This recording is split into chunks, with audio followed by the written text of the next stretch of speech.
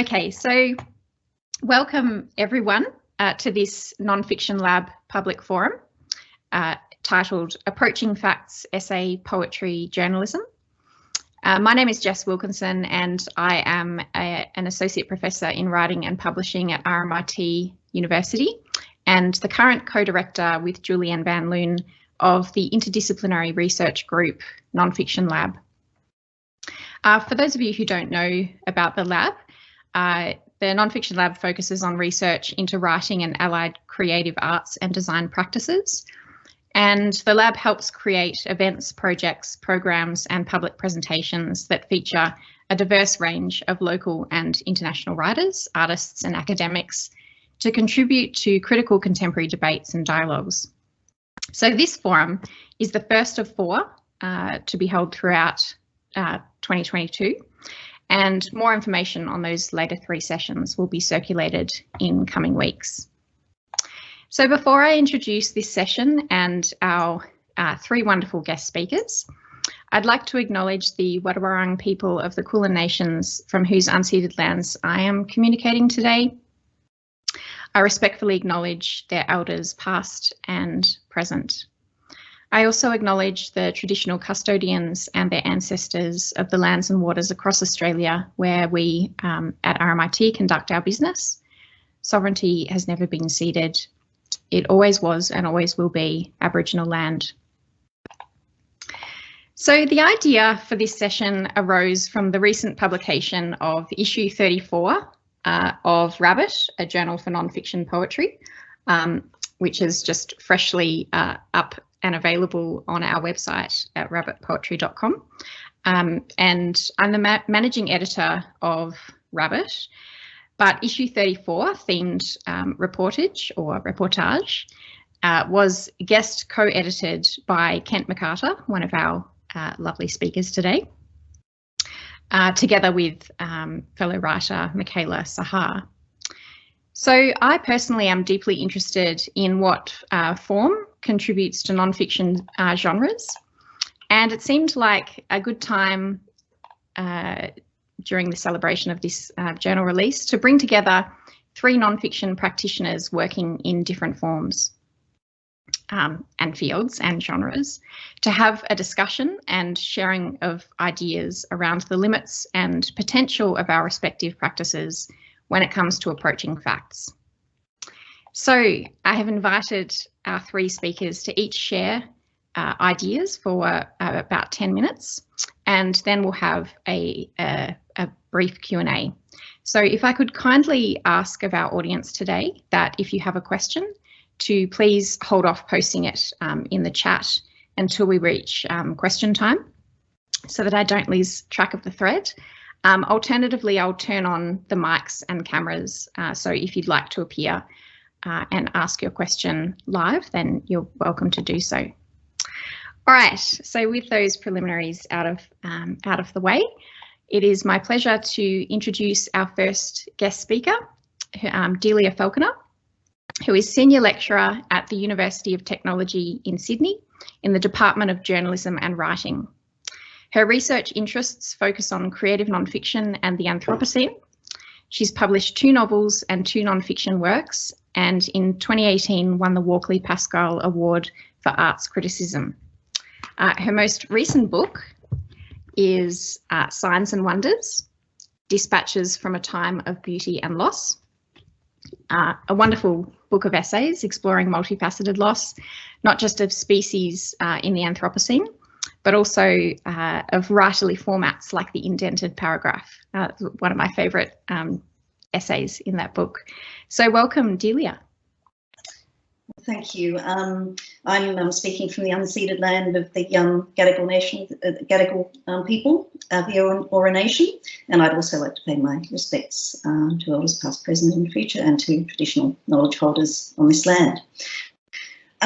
So look, I thought I might start by talking about my book subtitle, which is Dispatches from a Time of Beauty and Loss. I was originally going to subtitle it Dispatches from a Time of Beauty and Terror, and I wonder if I should have, and kind of changed my mind at the last moment on that.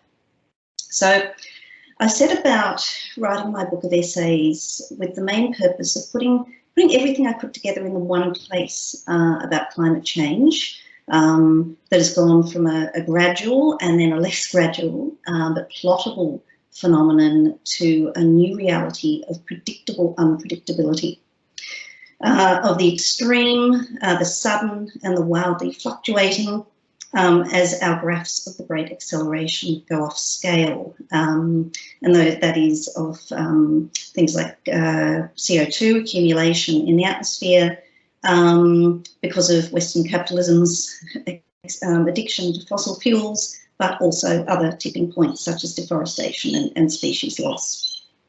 So as someone with a cultural studies and literary studies background, as well as working as a novelist and critic, I realised I had a unique skill set to be able to skim across facts, but also literature, observation, science writing and philosophy. And the trick to writing my book came when I realised I could focus this on feeling, of sitting with the feelings around those awful facts. But along with and so I could focus on how it feels to live in this very precarious present. When at the moment I think there's still an element of radical uncertainty, along with the certainty that damage is occurring because of us. So I wanted to sit, I suppose, with the range of feelings and to acknowledge those sort of uncertainties. Now, I would also say that I use the term us very guardedly in all these contexts. Pardon me, I'm going to just knock that off. So some phenomena such as gaping abysses in the Northern Hemisphere permafrost, or methane explosions, like which have been described to sounding like bottles of champagne from those same abysses, are clearly signs of planetary distress. So are parch marks, the ghostly outlines of Neolithic villages and Elizabethan houses that appeared in the European summer drought of 2019 because the earth was so unprecedentedly dry. But so many of these facts are also treated as wonders in the media and in our feeds. And they're passing wonders. They come one after the other. I think David Shields is the person who says that reality flies at us like bright splinters at present. And others are less certain in their causality, such as the almost total disappearance of bogong moths here in Australia, or the new phenomenon that I read about last week of mega lightning, which is lightning that stretches for miles across the sky. So, and I also wanted to acknowledge that like the mega lightning, some of these things are also spectacularly beautiful. So unless you kind of take all those things in at once, I think it's you are just left with these bald facts, and often they're sort of unconnected. They can seem sort of unconnected to one another. So in my book, I was dealing with facts, but ones that were attached to stories that were so enormous, so overwhelming as to be almost unthinkable, which philosopher Tim Morton has described as hyperobjects. So he says climate change or global heating, for example, is a sticky hyperobject that you kind of can't sort of see around because it's so overwhelming and huge. I'm very aware that every period that sees itself as modern has also experienced its reality as accelerated, from Proust's syntax of velocity to Virginia Woolf to Marinetti and the Futurists and onward. But the speed that we're experiencing is different, which is the arrival much sooner than anticipated of a set of violent planetary seizures accompanied by the machinery of neoliberal time that makes it harder and harder to think outside of an ever-shifting present of communicative capitalism in which the communication of facts sometimes stands in for political process. So my use of dispatches in the subtitle was very deliberate because I wanted that journalistic sense of telling breaking news, of telling the story from within a place that only someone who had been there could tell. And part of this sense of using facts was to be telling the story from an Australian perspective, from this country, where we're likely, as we saw from the 2019 to 2020 megafires, to experience some of the large-scale effects of climate change first. And again, I use we very advisedly because this process is also, while planetary, also unevenly experienced. So residents of Penrith, on the socioeconomically less advantaged western edge of my city, we experienced the hottest temperature in the world on the 4th of January 2020 during those fires, while temperatures were significantly lower and still unpleasant but livable in the harbourside eastern suburbs where I was living at the time. So I also did this with a sense that the facts I was dealing with in my book were so enormous that I would always fail them. I wanted to inhabit that feeling as well. And I felt that the best I could do would be to bring them down to my own human scale at some points, but also to try to take a number of different passes at different scales through the facts in different directions.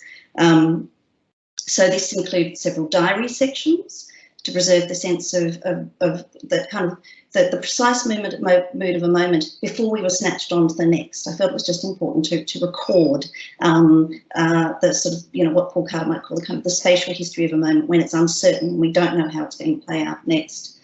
The constant writing question for me was how to find a way of accommodating, as we have to now in real life, the question of deep time, the ramifications of our actions lasting into the what David Farrier calls the archaeology of the future, as well as our haunting by deep time in the form of CO2 from the burning of Carboniferous, Permian and Jurassic forests.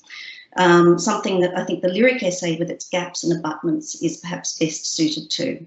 So to give you one small example, I use a visit to Parliament House with my children, where young visitors are invited to search for a Carboniferous era fossil, Sean the prawn, which was not prawn, as the in the Granatello Nero of the floor of Parliament House, and I use that as an anchor point for an excursion into what I call an irrational history of coal, a history that shaped Australia since before the time of invasion, as Captain James Cook made all his voyages here in a repurposed loopy coal carrier. And you know, of course, people are making those decisions about, you know, the archaeology of the future right near this little Carboniferous figure. So, but I constantly wanted to keep this axis of signs and wonders of the fact that we're at a moment, Baroque moment, I suppose, in this unfolding history in which some of these things are very beautiful, but you know, we have to sit with that. I thought that was how I could move through all these facts, was kind of keeping this axis throughout the book, and that axis is in every essay between beauty and terror, sign and wonder. So that's how I'd like to begin. As to the kinds of facts I include, I guess we can talk about this later, but the challenge for me in finding those eloquent, rainy details that one wants to use in non-fiction always as a creative non-fiction writer was to balance those that were sensational, for example, autopsies of whale stomachs with their freight of plastic sacks and even parts of a Spanish greenhouse in the case of one whale, against those that still carried a present that was filled with its own presence and potential. So I'll leave it there, and you know, we're happy to talk about any of this sort of down the track. Thank you so much, Delia. You've raised so many interesting, fascinating points, and I love, perhaps we'll come back also to your words, coming face to face with facts so enormous, that feeling of failing them, which I think many people in the room would experience when we're writing about or writing any kind of nonfiction. So thank you. Our second speaker is Kent MacCarter, publisher of Cordite Books and managing editor of Cordite Poetry Review. He is the author of 3 poetry collections, In the Hungry Middle of Here, Sputnik's Cousin and California Suite, 2 of which I have here. Kent Guest co-edited the poetry, as I said before, for the Reportage issue of Rabbit, a journal for non-fiction poetry, just released this month. And Kent's poems have frequently probed historical facts and curiosities, and a new manuscript, which I was lucky enough for him, he shared it with me recently, tests the possibilities of a journalism poem even further. So welcome, Kent.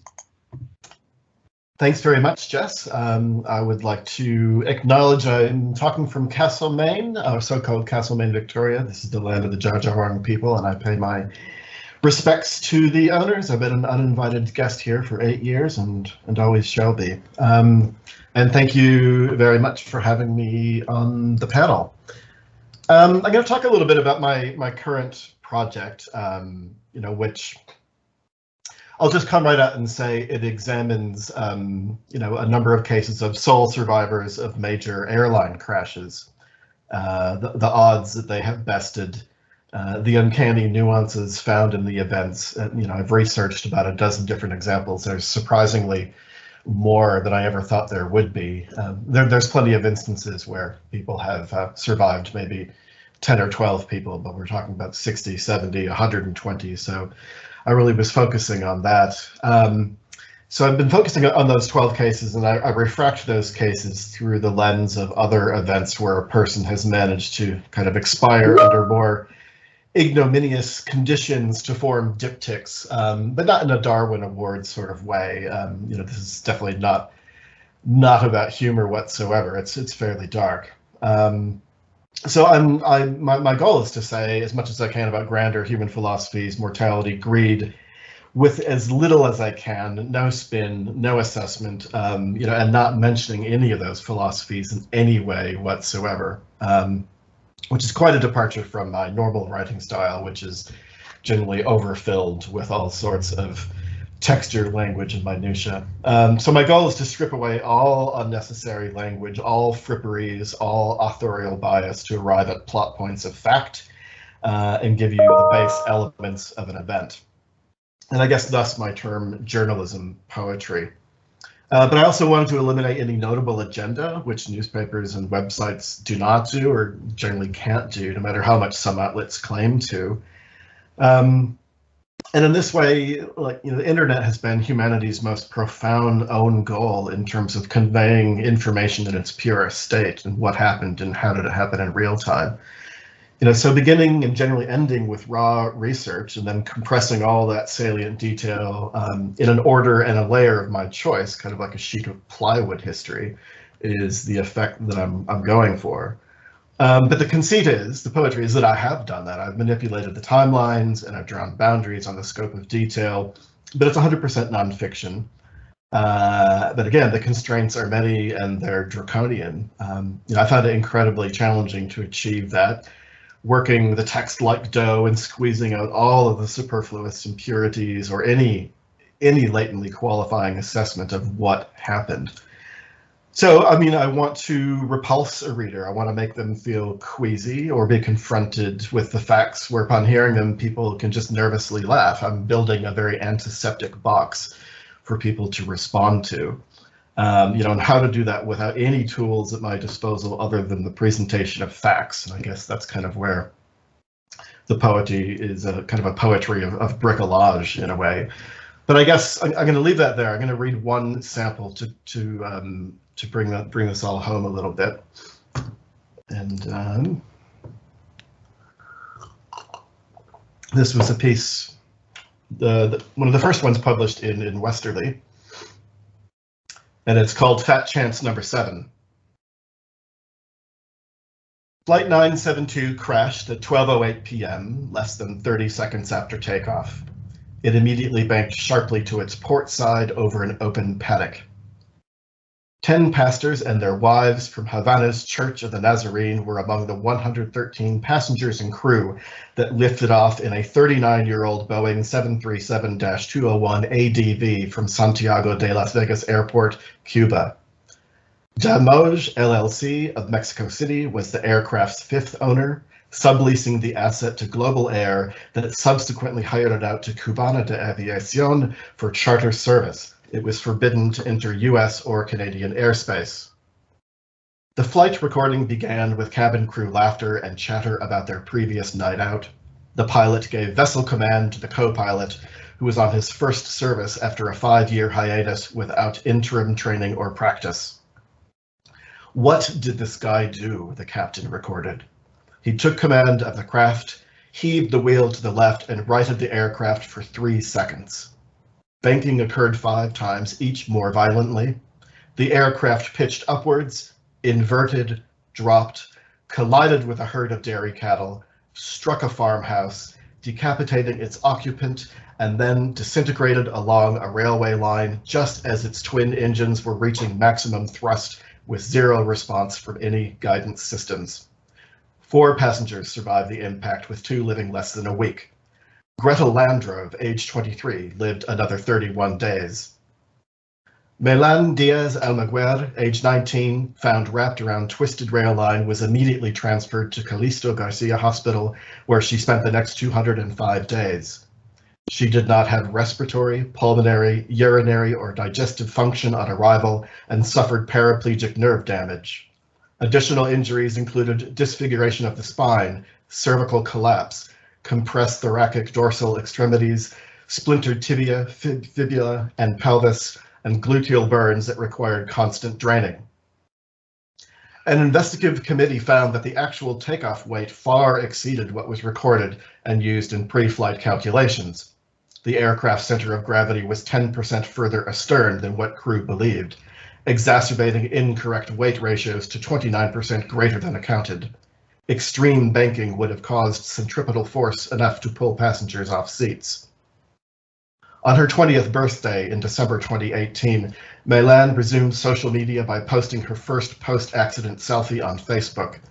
Lenier Mesa, Cuban pop star, paid her a surprise hospital visit, presenting her with a statuette of St. Francis of Assisi, patron saint of animals and environment, and a plush toy cow. 7 June 2016. When a Yellowstone National Park Ranger crew returned the next day, they discovered that Colin Nathaniel Scott, age 23, of Portland, Oregon, had completely dissolved. Wyoming's Norris Geyser Basin is the hottest, most active geothermal region in the park. Water temperatures range from 80 to 237 degrees Celsius. Geysers are fed by underground water enriched with the sulfuric acid produced by green, orange, and lavender-colored microorganisms that break down hydrogen sulfide found in rocks and soil. They ascend thermal currents to pool surfaces and cluster in pastel streaks with a pH value of 1. Colin and his younger sister, Sable, breached a protected boardwalk and hiked 200 meters to bathe in thermal water, colloquially known as hot potting. Sable began filming her brother as he reached down to check the temperature of a pool 2 meters wide, 4 meters deep, and what turned out to be 92 degrees Celsius. She captured Colin slipping and falling into the acid bath. Calcified minerals rimming the pool were too brittle to assist him. Sable ran to the emergency phone at Pork Chop Geyser to summon West District Ranger Tara Ross, who responded immediately. All geysers are enclosed by fencing. Hazard signage is visible from hiking trails, car parks, and feature on billboards throughout Yellowstone. Warnings appear on park-issued maps and are discussed in person as you enter the park. Once Colin's apparel disintegrated, he went into immediate shock with extreme universal pain. His nervous system no longer registered sensation after 1 minute. His epidermis, dermis, subcutaneous layers eroded completely. Capillaries burst with full blood loss, muscle tissue terminated function, and all subcutaneous fat boiled off. Universal organ failure occurred. Colin's skeletal structure fractured, and his bones began breaking down in the swirl of acidic solution. Sable resumed filming. An emergency crew led by Deputy Chief Ranger Laurent Verres staged numerous attempts to enmesh Colin's remains from the hot pot's opaque water with long catch poles, but the location was precarious and a lightning storm was gathering. Recovery was suspended until dawn. What remained of Colin was a melted orange flip-flop and a blackened wallet containing driver, hunting, and fishing licenses and a retailer rewards card.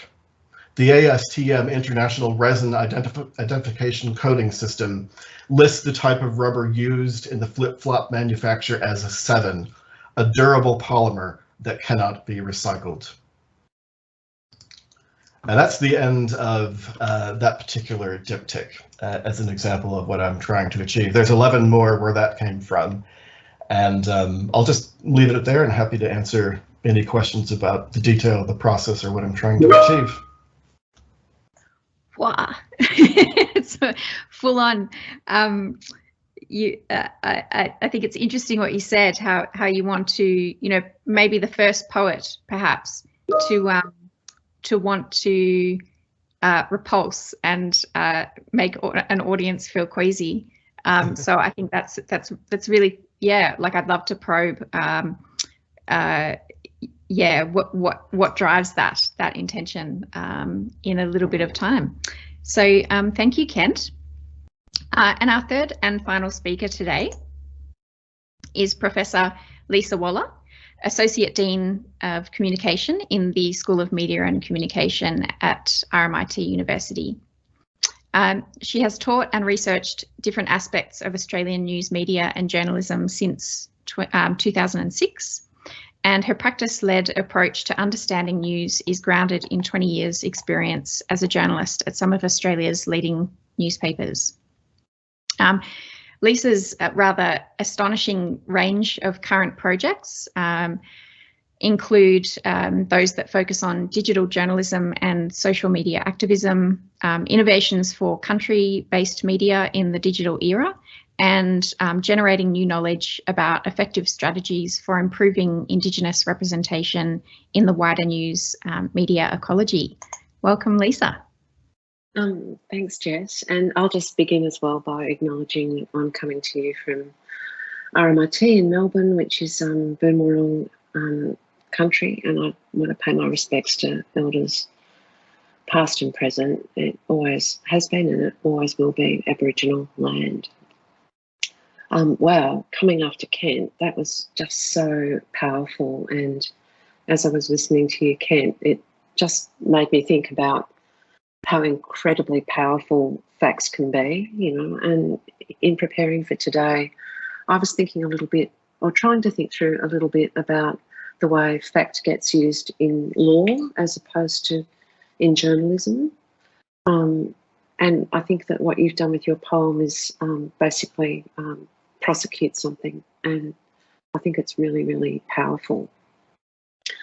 I don't have a beautiful piece of work to read, but I'd just like to start by saying that journalism really hangs its hat on the facts, and often in discussions of journalism we forget it's a business. I worked, as Jess said, for 20 years as a newspaper journalist before I became an academic, and I worked in Sydney where Delia is at the Financial Review and the Australian newspaper and other places like that. And back in the day, they literally were factories. You know, at the end of the day, you'd go downstairs, or the end of the evening, you know, and the papers were rolling off the press, and we'd call it the factory, you know, because we were in the business of basically churning out the facts. Facts are for sale every day. You know, we need a steady and reliable source of facts, which news media provide. And perhaps that's one of the big differences in the way that fiction and poetry and journalism relate to it. And I just don't think we should forget that. Some people make money from facts. And I guess maybe one of the other differences is epistemological, and that's probably what I'll focus on a little bit here today. You know, journalism's roots are very much in positivism, and a lot of the debates that we have in the field to this day, you know, about this kind of tension between facts and values, this kind of dichotomy. And I thought, for a bit of fun, you know, it's not nearly as beautiful as Kent's poetry, but I thought I might share some words with you from Charles Dickens, from the very beginning of his book Hard Times. And there's this great school owner called Mr. Gradgrind, and he says, "Now, what I want is facts. Teach these boys and girls nothing but facts. Facts alone are wanted in life. Plant nothing else and root out everything else. You can only form the minds of reasoning animals upon facts. Nothing else will ever be of any service to them. This is the principle on which I bring up my own children, and this is the principle on which I bring up these children. Stick to facts, sir. And really, you know, this is the 19th century, and those words could just as easily have been placed in the mouth of a British or an American or an Australian newspaper editor addressing their reporters at the end of that century. And although, you know, it's a kind of overgrown exaggeration, these words, this idea of sticking to the facts, really characterise the prevalence of positive ideology in society at that time. And I would kind of argue that basically it's still sticking around and playing its part in journalism today. I recently had an honours student who wrote a long form piece of journalism and decided to fictionalise some accounts as part of that journalism. And it was so interesting. The journalism academic, who is an expert in long form journalism, embraced it completely. And the award, the Walkley Award winning feature specialist academic just rejected it outright and just said, you know, you can't do that. This is journalism, and we might have these debates about objectivity, but at the end of the day, I'm never going to stop questioning what you've done here. You know, could this be true? What the student was trying to get at was some truth beyond the facts. And I guess when we have this debate about facts and values in journalism, you know, that's what we're talking about. The dichotomy between fact and opinion really has just become so widely accepted in the field, even though it gets contested, that we've, you know, come to have these kind of very popular set phrases like facts are sacred and comment is free, which get quoted and invoked as if they're kind of axiomatic principles beyond question. You know, and coming forward in time, you know, we've got wonderful journalism scholars such as Barbie Zelizer in the US, who's said that facts, truth and reality are the God terms in journalism. And as a profession, basically, you know, that's the authority, you know, that's what journalists claim. And it really goes to the practice of journalism as well. So a very big part of the practice of journalism is verification, and that's what journalists spend a lot of their time doing. And it's perhaps what sets journalism apart from other types of writing or communication. It's through this discipline of verification that journalists determine the truth, the accuracy and the validity of news events, and also establish their jurisdiction over their ability to objectively basically bring these things into reality for an audience. You know, it takes a certain kind of authority and status over the facts through this process of verification to do that.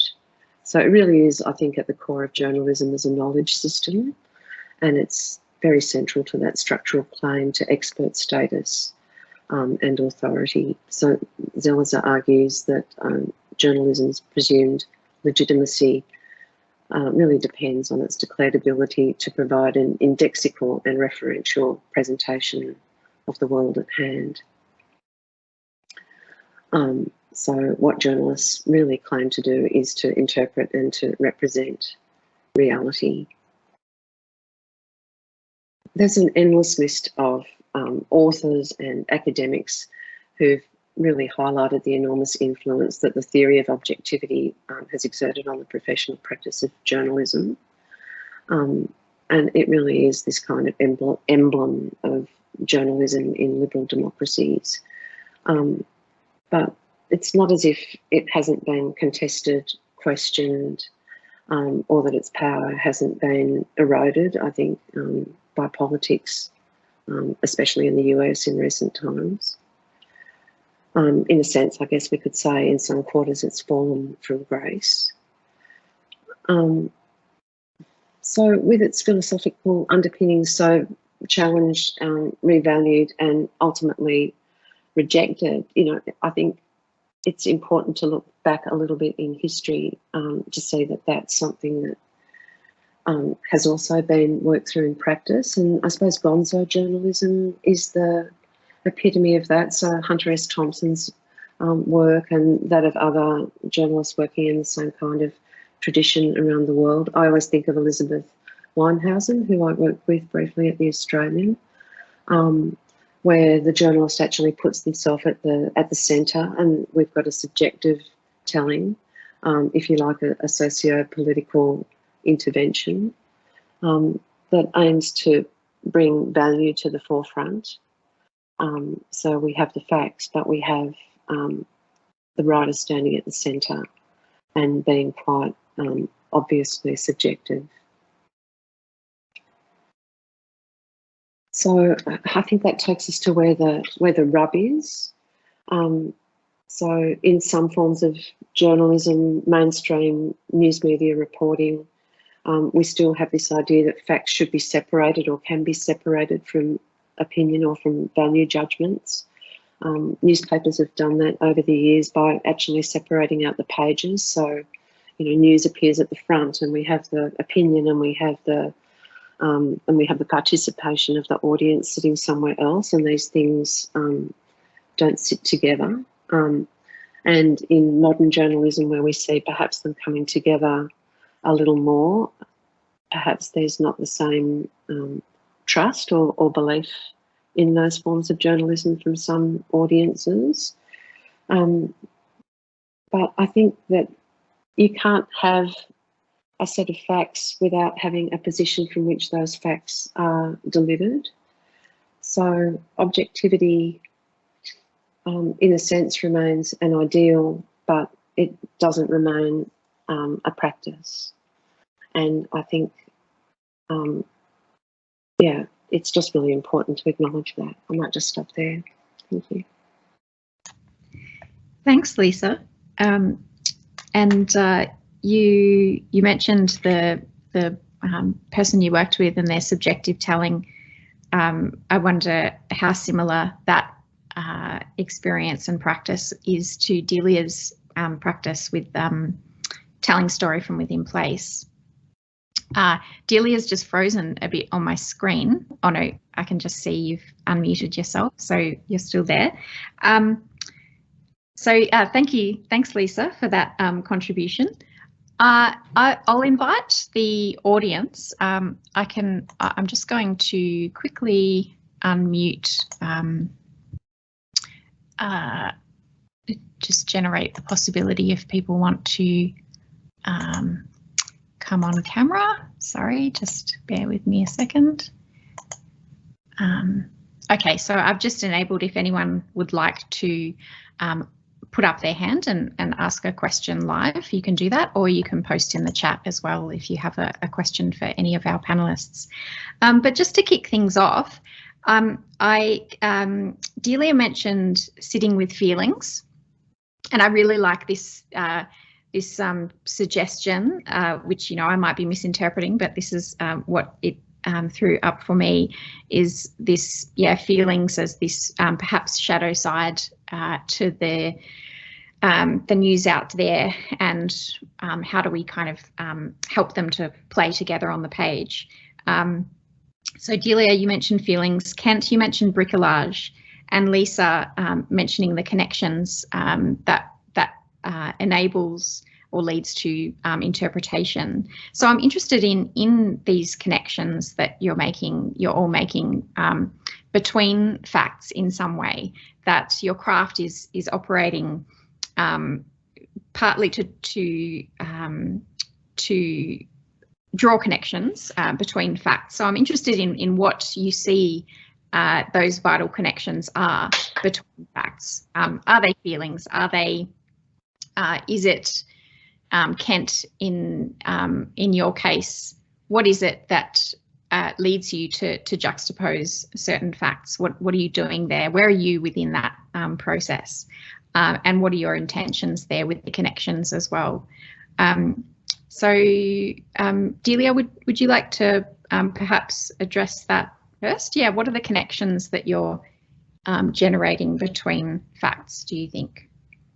Look, I think it was interesting listening to Kent's presentation, which I thought was really amazing, and it sort of made me think about different sort of facts. And your presentation made me think of, you know, Elliot Weinberger, naked mole rats, and you know, the way that you can just play, you know, that placing facts can be a highly creative act. But I was thinking about the difficulties with the sort of facts that I was dealing with in my book, was that these facts are so, they can be sensationalistic, I think, and they are overwhelming. And I think that in a way, I felt like I almost needed to kind of mediate in a way to put a human scale in, or to put feeling in a way, and to sort of try and, you know, that, as you say, there's this kind of shadow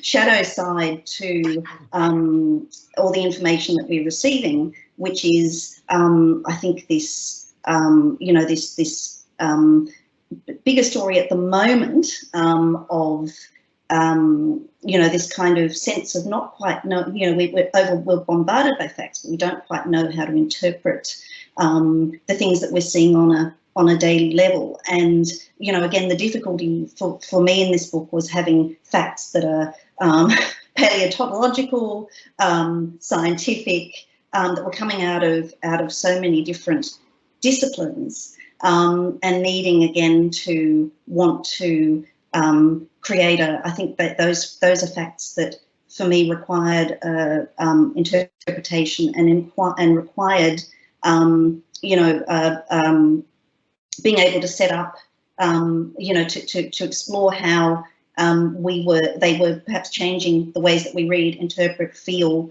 I felt that I had to insert myself far more than I would want to, than, you know, with other sorts of fact. And I feel like, just to add to that, in Signs and Wonders, I was really struck as a reader by how generous your approach was with each essay subject or each topic, almost as if you begin each essay with a potential or something to critique or be critical of, or some bugbear, but then you open out to, I guess, maybe complicate your own view of things, or come at it from different perspectives. And I was wondering if that was intentional, that's what you wanted to leave with the reader, a kind of more generous way of looking at the world, and just that multiple way of interpreting the world. Yeah, because I think that's, pardon me, that's been my intention with both my books. My book about Sydney as well, was that I felt, you know, that I deliberately set up, you know, mechanisms by which I wouldn't just be giving my opinion about things. And honestly, in this, either, you know, writing about Sydney as well, but in this territory, it's all too easy to just yell opinions into the void. And what I wanted to do was to create a space in which it was possible to, you know, I don't think these facts are, you know, I think some of these facts are unarguable and unambiguous in terms of, you know, the path that we're heading down. But I felt that, you know, that it's very, again, I think that it's very easy to kind of turn off from this sort of material. And so what I try to do is to, you know, as any kind of creative nonfiction writer would do, to use micro-narratives, to use myself as a measure. You know, Leslie Jamison talks about that, and the shift in creative nonfiction to, you know, using, which is hard for academics, I think, from using referenced fact. Of course, my work is referenced, but from using that sort of evidence, or higher authorities. And we, in creative nonfiction, the self also, and the experience of the self becomes a form of measurement as well, a form of testing facts. And Leslie Jamison writes about that very eloquently. So yes, I very much wanted to put that fulcrum of signs and wonders there, because you know, I also wanted to create a space of possibility around this sort of material, and, you know, that to kind of to allow us sort of a pause where we, you know, yes, there's great trouble ahead, and we are set with our emissions to a certain level of trouble that we're already experiencing now, but you know, we're also at the kind of Baroque end of, or the Baroque moment of climate change, I think, where, you know, what we're seeing beauty. I think we should try to, you know, appreciate that, and, you know, want to live for that too, and preserve that to a certain extent, while being aware that, you know, that what is beautiful can also be quite dangerous. But I certainly didn't want to close off the future, you know, and just open the door to apocalypse, because that would not be a, you know, that would be a less effective book. Thanks, Delia. Kent, would you like to, pick up that idea of bricolage? I'm kind of intrigued as to how you shape each poem, and what you think is the, what sort of is the, I guess, the frisson between facts within the space of the page, and you know, those terms repulse and to make people feel queasy. I keep coming back to that as well, which I love. You know, the three things that are really going to get people's attention immediately is birth, you know, sex, and death.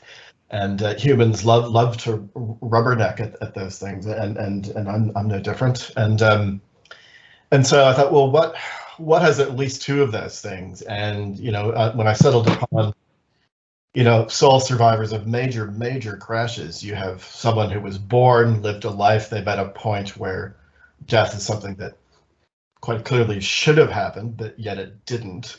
And they got another birth. So that's kind of the superstructure of what I've been writing about.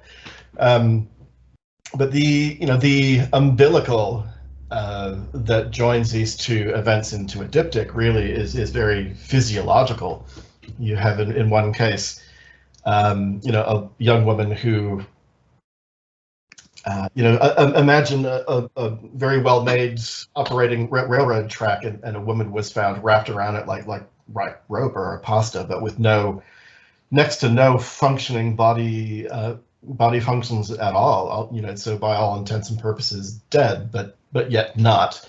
And that's juxtaposed with somebody who very flippantly and haphazardly managed to not only shut down all of his body systems, but erased himself completely. You know, so I found juxtaposing those things off each other. But again, I'm not going to, I'm providing this empty vessel. I'm not going to give you any of the really interesting feels that Delia has talked about. Here, I'm pretty much running up to you and king hitting you with a club, and you see stars, and what's the constellation that you're seeing? So I want to create a place for the reader to, you know, to feel, you know, sideswiped, but then what they take from those stars and that sensation, I want to leave that door open to their own personal existence. So that's a fairly tight rope to balance, but that's ultimately what I'm trying to do in bringing these two disparate tales together and not giving any indication of why I think they're related. Thanks, Kent. Lisa, just seeing as we're running out of time, Mark Gibson has put a question in the chat, and perhaps you would like to answer that. I wonder, Mark says, I wonder whether we might open up the cracks between facts and truth. The Gradgrinds of the world would insist they're the same thing, but are they? Yeah, it's a great comment, and I would just say immediately, no, they're not the same thing. And I think one of the deep challenges for journalism, which is, you know, been in this state of crisis for a long time, is to be moving further towards investigating truths rather than presenting facts. And I guess that brings me back to the points that Delia and Kent are making as well, that in a sense, you know, what facts really require in order to become, you know, in some way a representation of the truth or an invitation for people to construct the truths of our time, rest in the curation of facts and the interpretation of facts. And I've just come back to what I was saying before about values. It's when we actually interrogate facts through a prism of values that I think we find some kind of, you know, universal truths. You know, I wouldn't say that there's one, but a sense of truths that we can participate in and perhaps be able to, you know, prosecute an argument for change, if not change itself. And would you say that this act of curating facts has the ability to change or have an impact on those facts themselves? Absolutely. But that cuts both ways, doesn't it? So, I mean, you mentioned before that some of my work has looked at representations of First Nations people in the media. So the way that the facts are curated for some particularly marginalised groups in our society result in lived outcomes that are really poor, and we've known that for a really long time. And it can work in the other way as well, which is when we start to curate, frame, interpret things with a desire to move in a different kind of direction as a society, then that can happen. Discourses are really powerful. The way we talk about things really matters. It changes the world. It changes our understanding. So there are some interesting comments in the chat, but I'm not seeing any other questions. If anyone has a question that you would like to state directly, please feel free. We've got about 8 minutes to go. In the meantime, I you know, as you know, Kent and Lisa, you know, I'm fascinated.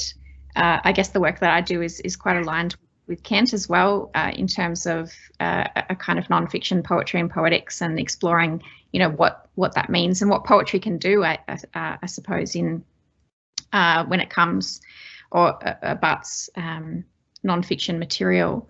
So this idea of words and the power of words, but maybe the limitation of words as well, is something that I'm very interested in. And Delia, in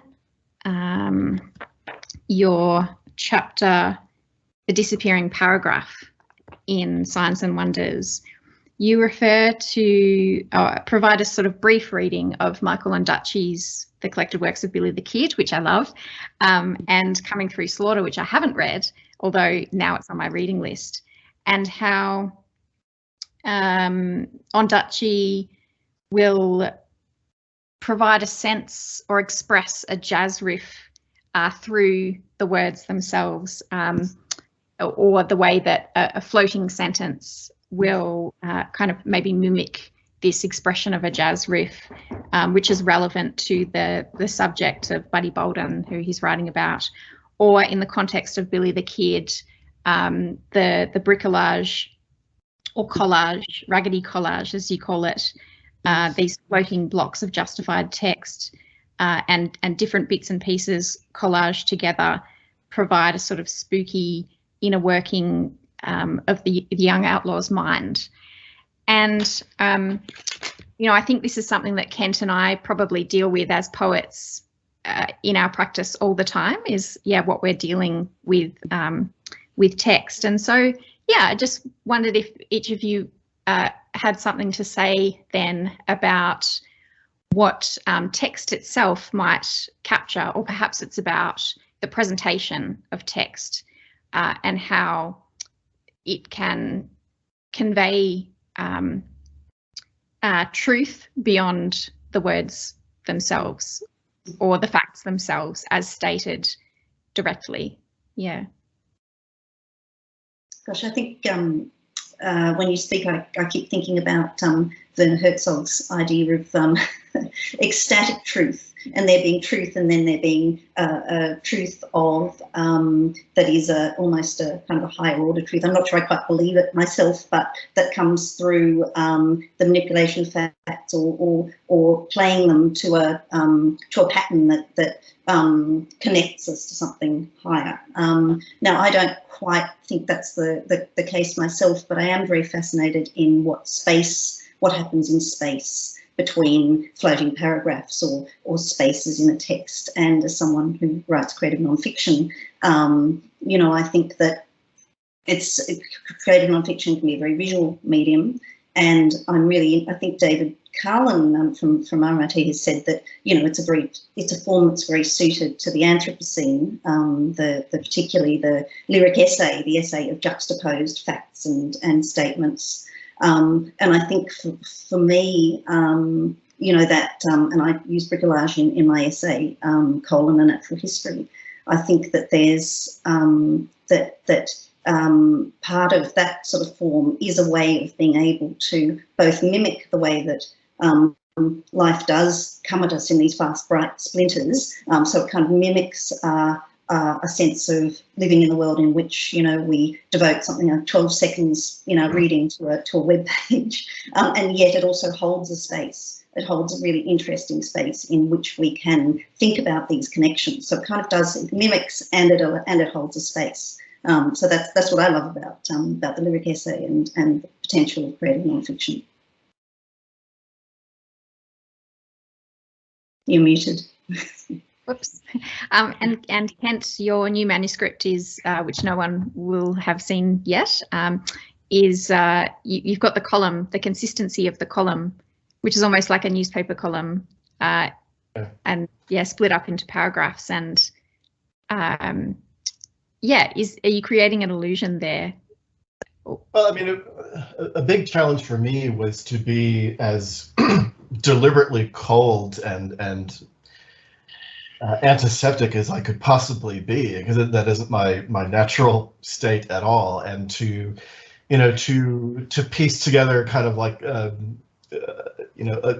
Tetris screen of facts and information. You know, how did it come to pass that a 9-year-old girl was sitting in a row of 3 seats, 2 of which were smoldering and on fire. It was sitting upright in the middle of a freeway. She was still reading her in-flight magazine and hardly had a scratch. How did it come to be that happened and every single body else was so vaporized and pulverized? The largest piece of human remains was about a tiny portion of a finger. I mean, dental records weren't even affected there. So you immediately trigger by putting up those bricolage of facts. You trigger instantly. People start thinking about philosophies and faith. I mean, the odds of survivability of some of these are so infinitesimally small. It's just bananas. And I'm trying to present that to a reader, but again, I'm kind of wiping out the beauty of life and language of like a Great Barrier Reef, and I'm presenting a dead reef of sharp information. So you're sitting on it now, and how do you feel about that? Which is maybe a little bit of a sadistic thing to do, but sole survivors of airline crashes immediately gets an audience, and immediately gets an attention, and then so what am I going to do with that without actually saying it? And so it's an interesting challenge in piecing them together. And Lisa, just quickly, did you want to add anything there about it? Has some of these new forms of nonfiction, have they had an impact at all on the world of journalism and the way that, I mean, as I see it, it's almost introducing more activity for the reader there in these forms of creative nonfiction and poetic nonfiction, where we're being, I guess, called upon to do some of the work of interpretation. Is there any impacts on journalism with that kind of growth in the literature market? That's such an interesting question. I don't know. I mean, I really feel that there should be, that it would be so great. I guess what's changed in the last 20 years is that audiences are much more involved in co-creating agendas around news than they have been in the past. And, you know, without wanting to be kind of overly celebratory about new forms of digital communication, it has enabled a whole range of different responses. And, you know, coming back to that kind of question about truth, I think people are in a better position to source their own information. That comes with a dangerous side, I guess, which is something that we haven't talked about here today, which is the dangers of misinformation or being just kind of contained in your own bubble of information. So if people are, I don't know, like in an anti-vax kind of social media world where that's the reality that's being reinforced all the time, you're going to end up kind of stuck there. So yeah, I guess I would say that there's great scope, I think, for our discussions about the world to be infused through more creative approaches to understanding facts or establishing facts or exploring facts, and that it might be a really helpful way for people to take more responsibility and to be able to imagine different futures. Yeah, terrific.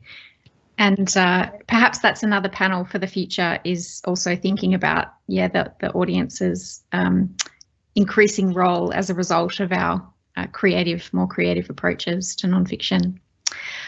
Well, we've run out of time, and even though I would love to sit here and continue having a chat with each of you, we'll have to wrap up. And so I would like to just extend warm thanks to Lisa Waller, Kent MacCarter and Delia Falconer for your sharing and generosity coming along today. And just before we wrap up, Nicole, I'm not sure if you want to put up the final slide, but there is another session that's being run out of the Nonfiction Lab, not part of this forum series, but a new series that we're running through Nonfiction Lab, which is the Writers in Conversation series, and anyone is invited, not just RMIT colleagues and candidates. And our first writer in conversation will be Michelle Ong Thin, in conversation with Julianne Van Loon about her award-winning YA novel Hasina and her broader practice. So all are welcome to attend that. So once again, thank you, Lisa, Kent and Delia, and thanks everyone for attending today. Thank you, Jess. Ta. Thank you. See you, everybody. Thanks for having us. Bye.